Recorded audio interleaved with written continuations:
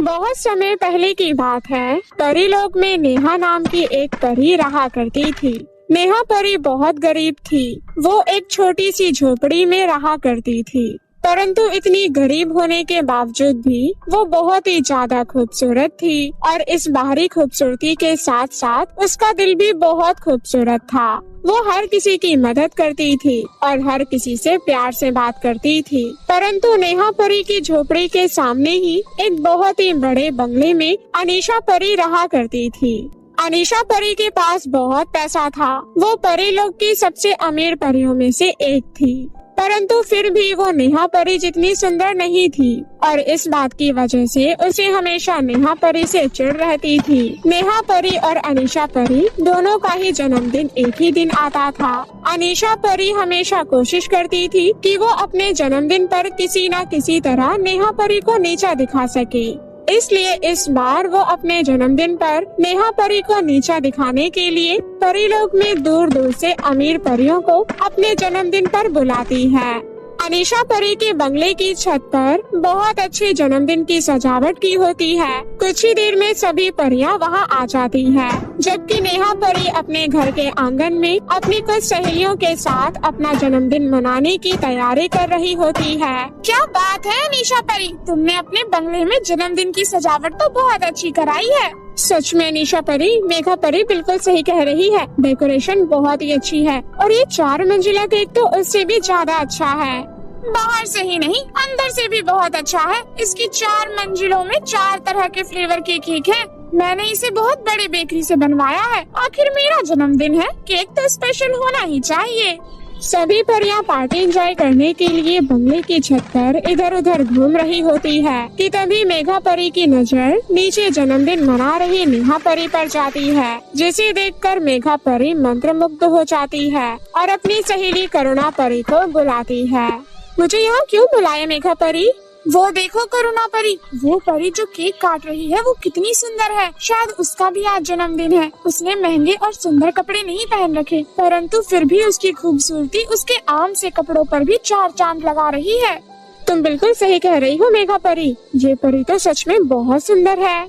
अनीशा परी उन सभी परियों को बातें करते हुए सुन लेती है, जिसे सुनकर उसे बहुत गुस्सा आता है, परंतु वो किसी से कुछ कह नहीं सकती थी। इसी गुस्से में वो जैसे तैसे अपना जन्मदिन मना लेती है, परंतु अगले दिन वो नेहा परी से बदला लेने का ठान लेती है।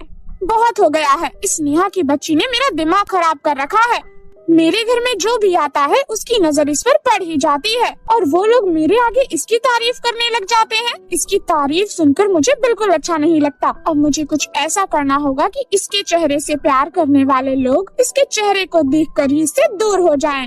ऐसा सोचकर अनीशा परी एक बहुत ही दुष्ट योजना बनाती है। अनीशा परी जानती थी हर महीने के पहले दिन नेहा परी पृथ्वीलोक जाती है, इसलिए अनीशा परी पृथ्वीलोक जाती है और 2 गुंडों को अपने पास बुलाती है और उनसे कहती है, ये लो तुम्हारी कीमत, तुम्हें सिर्फ इतना काम करना है। जब नेहा परी यहाँ आए तो उनके मुंह पर ये श्रापित काला पानी छिड़क देना और हाँ, कोई भी गड़बड़ नहीं होनी चाहिए।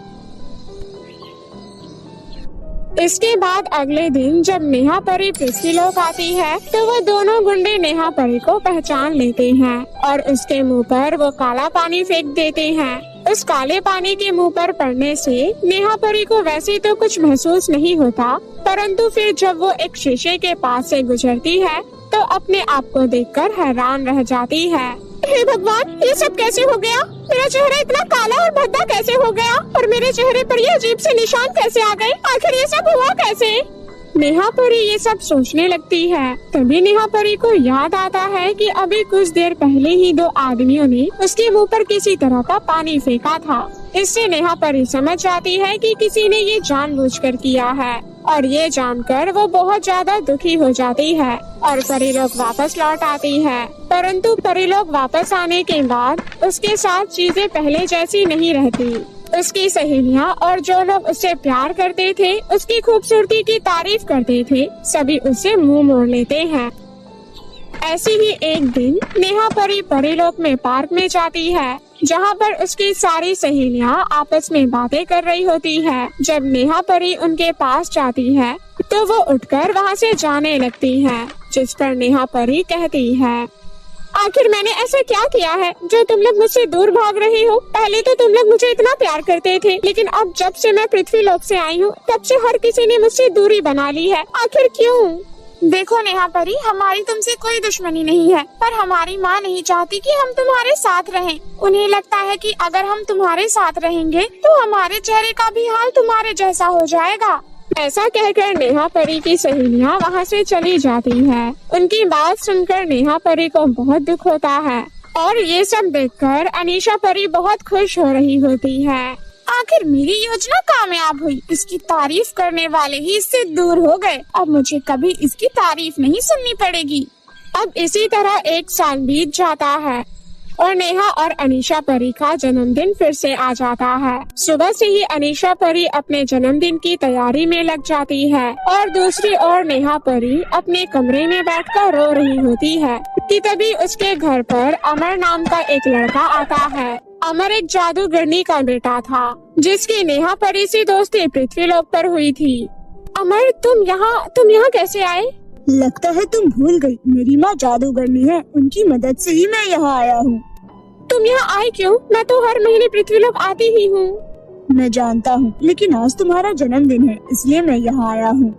लेकिन मैं जन्मदिन नहीं मनाने वाली। ऐसा जन्मदिन मनाकर क्या फायदा जिसमें मेरे अलावा कोई शामिल ही ना हो? ऐसा नहीं होगा। तुम्हारे जन्मदिन की पार्टी में तुम्हारी सहेलियाँ, तुम्हारे चाहने वाले, तुम्हारी तारीफ करने वाले सभी लोग मौजूद होंगे। ऐसा नहीं हो सकता, ये संभव नहीं है। मेरे पास जो चीज है वो इसे संभव कर देगी। मैं कुछ समझी नहीं।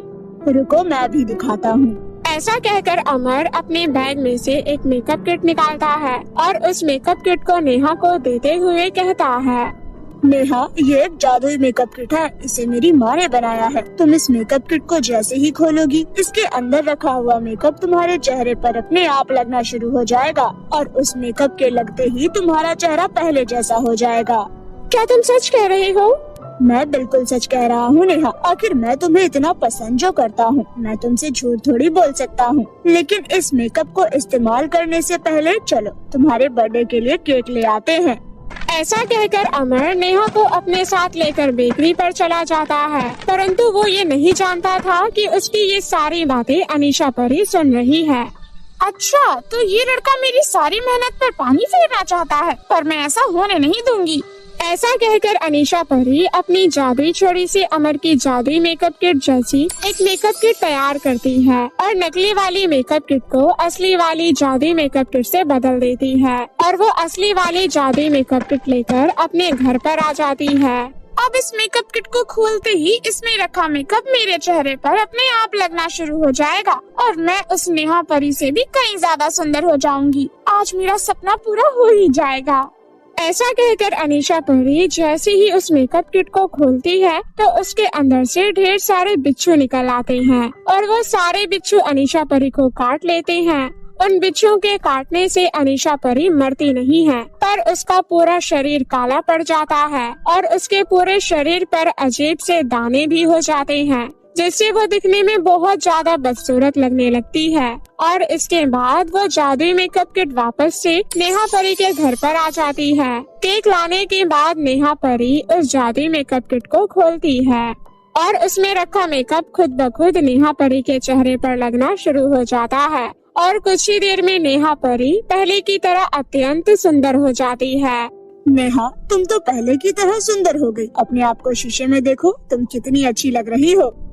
नेहा परी जब अपने आप को शीशे में देखती है तो वो बहुत खुश हो जाती है। इसके बाद अमर नेहा की सभी सहेलियों और बाकी परियों को नेहा के जन्मदिन पर आमंत्रित करता है और सभी लोग आ भी जाते हैं और नेहा का पहला वाला चेहरा देखकर सभी बहुत खुश होते हैं और फिर नेहा बड़े ही धूमधाम से अपना जन्मदिन मनाती है। और फिर कुछ ही सालों बाद नेहा परी अमर से शादी करके एक अच्छा जीवन जीने लगती है और वहीं दूसरी ओर अनीशा परी अपने कर्मों की वजह से अपनी बदसूरती के साथ ही पूरा जीवन बिताती है।